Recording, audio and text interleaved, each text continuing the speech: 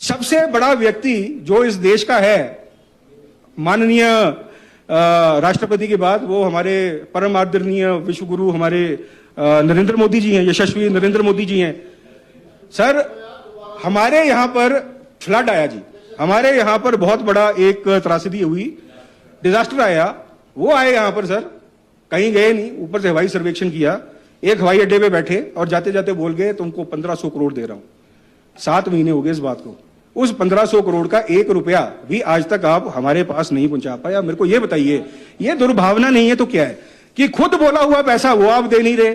1800 करोड़ रुपए की आपने हमारी बोरिंग लिमिट जो है वो बंद कर दी, हमारा आरटीजी जो है आपने हमारा बंद कर दिया, मनरेगा के अंदर 600 करोड़ की लायबिलिटी आपने हमारे ऊपर डाल दी, और उसके ऊपर जो है आपका जो मनरेगा ये आपका जो ऑपरेशन लोटस आपने करने की कोशिश की, आप उसमें आधे मुंह गिरे। तो सर बेसिकली क्या है, पिछले साल 14 फरवरी को, पिछले साल इस बार आपका पैसा नहीं चलेगा।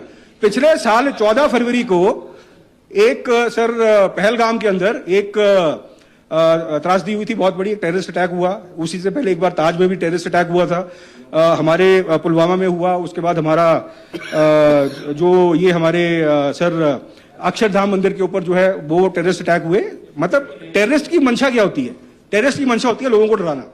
लेकिन ये वो भारत है जो सालों साल हम आक्रांताओं से लड़ते आए हैं, और जब भी ऐसी कभी घटना होती है तो लोग जो है वो लोग कंसोलिडेट होकर जो है ना, जो बंदा पावर में होता है वो उसका साथ देते हैं कि हम जानते हैं कि हमारा जो अधिकार है, आप हमारे अधिकारों की रक्षा कर रहे हो। Sir, what is happening to Himachal Pradesh at this point in time? This is nothing but financial terrorism. हमको डराने की कोशिश कर रहे हैं। 5 चीजें मैं आपको गिना चुका हूं। इस पे जो टोटल चोट हमको लगभग 15,000 करोड़ पर एनएम की है। आप मनरेगा गिन लीजिए, 1800 करोड़ का डेफिसिट गिन लीजिए, इसके बाद आप जो है आरडीजी की ग्रांट गिन लीजिए, ट्रेड डील के ऊपर हमारा कितना नुकसान होगा। अब मैं तो ये राजनीतिक द्वेष, राजनीतिक दुर्भावना नहीं है तो और क्या है? और